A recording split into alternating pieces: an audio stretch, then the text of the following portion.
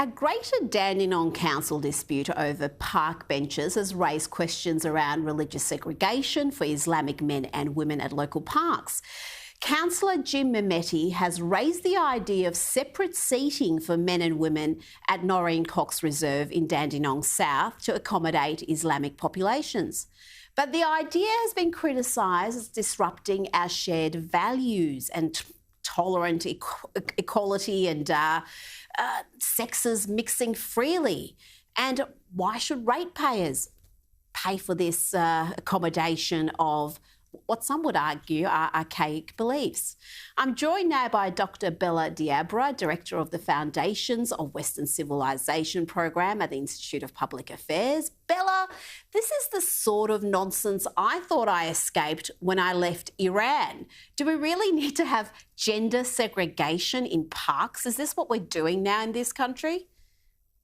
Yes, Rita, this is what we're doing. Look, the idea is a disgrace, and it's completely at odds with the values of a liberal democracy. We've been struggling for decades to have equality between men and women, and in one fell swoop, that this is a massively retrograde step. Putting women on one side and men on the other is basically gender apartheid, which has no place in Australian society. I mean, there's no place for any apartheid in Australian society, whether that's based on race or gender or indeed health. Absolutely. I mean, on the one hand, I can almost understand we need to adopt measures to accommodate certain religious or ethnic minorities, but this goes against our values. And surely when you come to Australia, you assimilate with our values. We wouldn't tolerate someone who says, I want separate park benches for different races. So why should we accept segregation based on sex? Well, no, we shouldn't. There's no place in Australian society for any type of segregation. And 100 years ago, the government used to require men and women to bathe in separate places, and they used to ask women to sort of change in mechanical bathing boxes in the water. We've moved on since then. And the other point is that multiculturalism is about integration. It's not about segregation.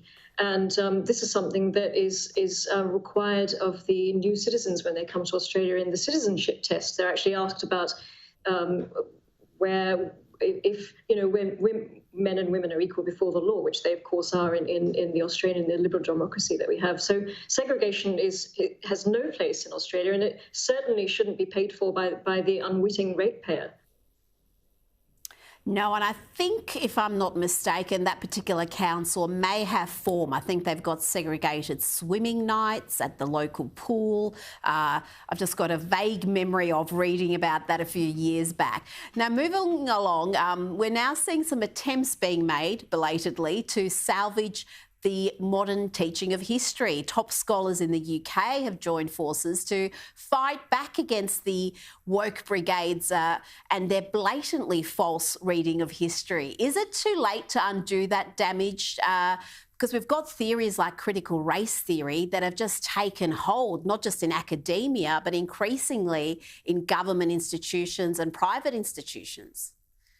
Yes, certainly in Australia we're seeing this infiltration of all our institutions with things like critical race theory and identity politics and radical gender theory, and infiltrating government departments and schools.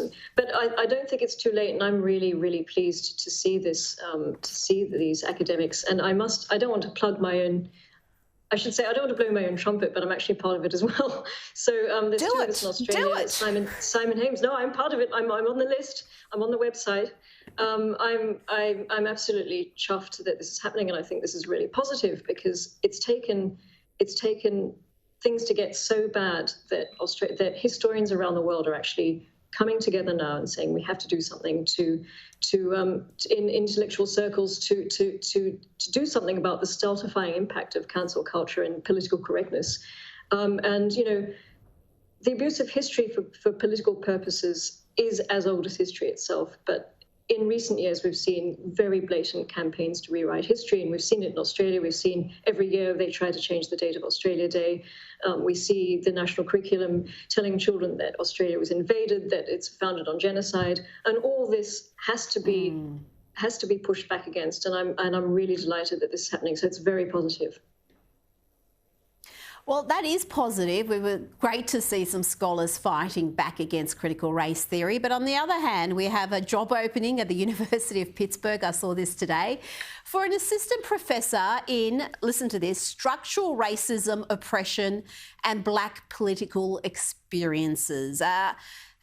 What sort of a field is that? What sort of I didn't even know you could be an associate professor in that. This is just a completely made-up field. That this has no intellectual basis or academic basis. It'll be interesting to see actually if what the job requirements are as well. If you have to be a certain race or gender to get that job.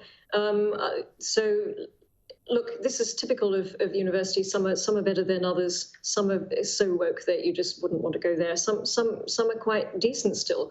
But again, going back to these academics, it is related. There is a pushback. There are some really amazing academics out there across in Australia, in the UK, and in Canada, who are pushing back against this. But if you don't, there's always going to be a woke element in universities at the moment until students just have enough, and they won't go, and they'll have to start. They'll start losing money. They'll start losing students. It'll eat itself in the end. Well, that's where I think parents also need to get involved, because if you're paying those fees, then you need to know what your children are being taught. Bella, always a pleasure to have you on the program. Thanks for joining us tonight. Thanks so much, Rita.